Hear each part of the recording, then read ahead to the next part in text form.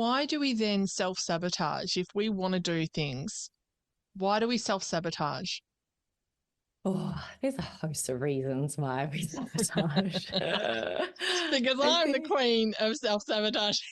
yeah, And don't I think worry. a lot of We people all are. are. Yeah, absolutely. Absolutely.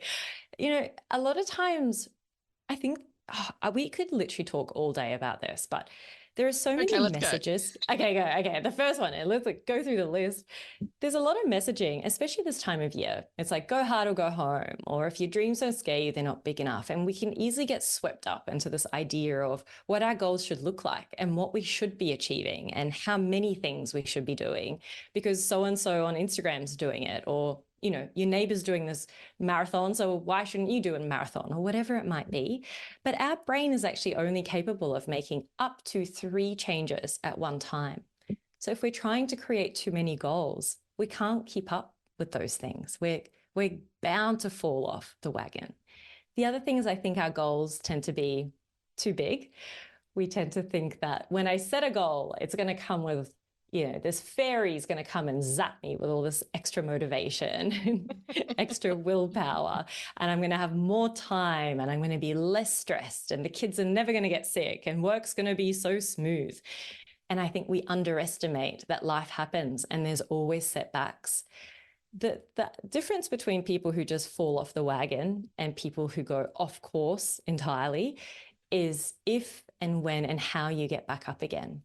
It's not waiting to Monday or waiting for the new year or waiting for your birthday to pick yourself back up. It's, setbacks are part of the process and I'm going to pick myself up right now. It might be I just overate, but that's going to happen from time to time and that's okay. I can, eat a healthy dinner or a healthy next meal.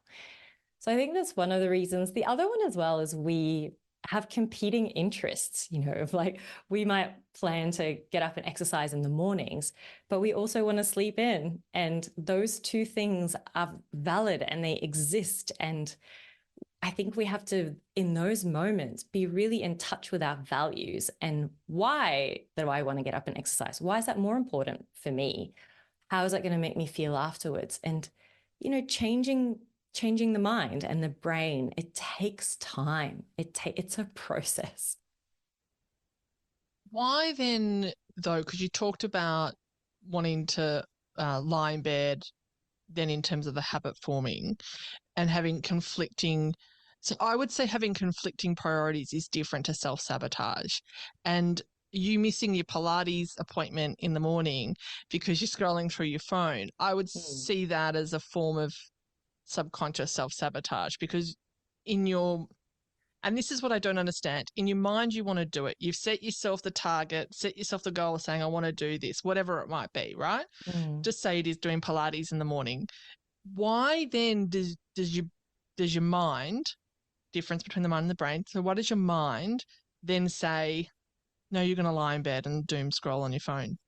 Yeah, well, I mean, that is a competing interest as well, because doom scrolling is a competing interest. It's something that you want to also do. It is sabotaging though, because you also want to go to Pilates.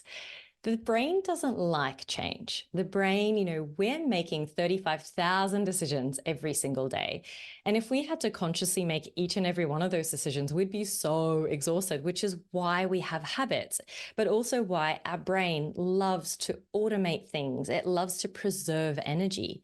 So when you make a change in your life, it's going to take time and energy and effort. And your brain's like, yo, I'm over here making 35,000 decisions. Let's just keep doing what we've been doing because that's way easier than having to actually get up, navigate to getting to Pilates, doing this new thing altogether, or doing something other than the less cognitively challenging thing, which is just sitting here and entertaining myself, getting a hit of dopamine. And we don't have to exert too much energy to do that. So unless we're creating habits out of stuff, we're going to have these moments of where our brain's like, hey, let's just hang out here and not change anything.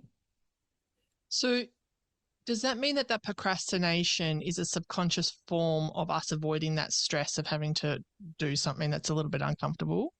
Yeah. And that uncomfortable can be because it's too big, because we don't believe that we can do it. or it's too small and boring, or we really don't want to do it. But yeah, we're essentially just putting it off, right?